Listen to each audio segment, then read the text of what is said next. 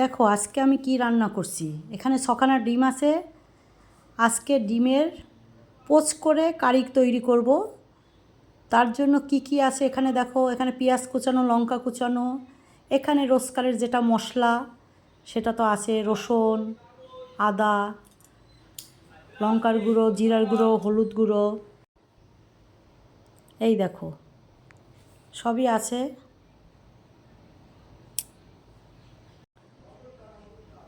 দেখো এখানে ডিম, এই যে পোস্ত তৈরি করে নিচ্ছি। পোস্ট করে কারি করব। পোস্টটা আগে রেডি করছি, তার ভিতরে একটু নুন আর একটু লঙ্কার গুঁড়ো দিয়ে এই পোস্টগুলো সব একটা একটা করে পুরো তৈরি করে নেব অল্প তেলে। দেখতেই পাচ্ছ।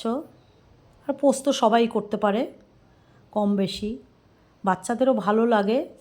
তবু আমি আজকে একটু ঝাল দিয়েছি, ঝালটা যার যার মতন শেষে দেবে।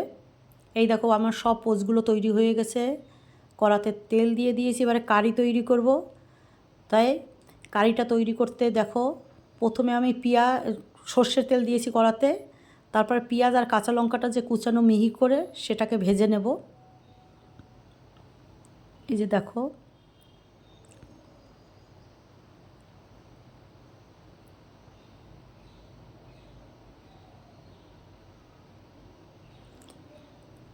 লাল করে পেঁয়াজটা ভেজে নিতে হবে, একটু সময় দিতে হবে তার জন্য।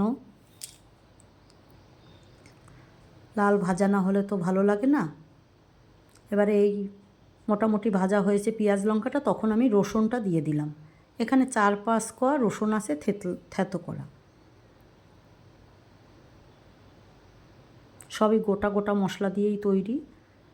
আমি আদাটাও ঘষে নিয়েছি, রসুনটাও একটু থেতো করে নিয়েছি, পেঁয়াজটাও কুচিয়ে নিয়েছি, লঙ্কাটা এখানে কোনো দেখো ভালো করে ভেজে নিচ্ছি। আর মশলাটা যে এই যে হলুদ, লঙ্কা, জিরে, গরম মশলার গুঁড়ো, নুন সব একসঙ্গে জল দিয়ে একটু মিশিয়ে এই যে দেখো পেঁয়াজটা একদম লাল করে ভাজা হয়ে গেছে। এবারে দিয়ে দিচ্ছে এই মশলাটা। এবার সুন্দর করে কষাবো। আমি সব সময় বলি যত সুন্দর কষানো তত সুন্দর খেতে। তাই আমার রান্নাগুলো যদি ভালো লাগে অবশ্য করে জানাবে। আর ডিম তো বাচ্চা বড় সবাই ভালোবাসি, তাই ডিমের অনেক রকমই রেসিপি করা যায়। তাই তোমাদের এটা ভালো লাগবে কি না জানি না। ভালো লাগলে অবশ্য করে জানাবে। এই যে দেখো আমি জল দিয়ে দিয়ে মশলাটা সুন্দর করে কষিয়ে নেব।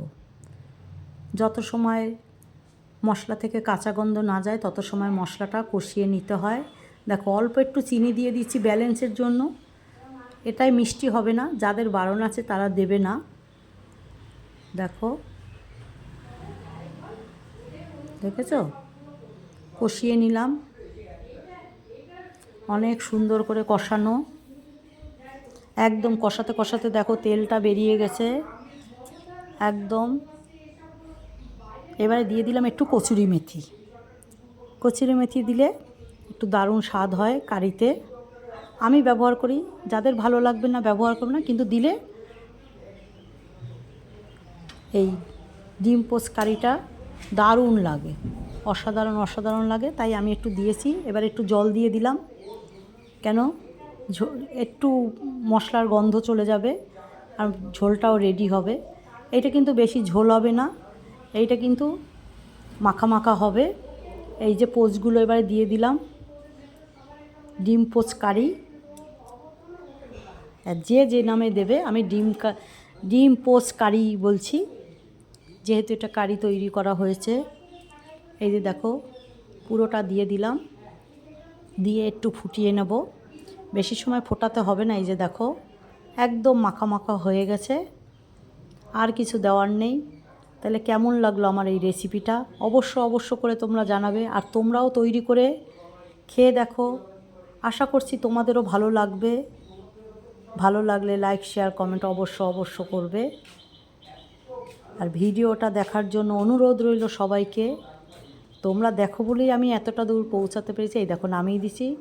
ভাত, রুটি, লুচি, পরোটা সব সঙ্গে ভালো লাগে। তোমরাও করে দেখো।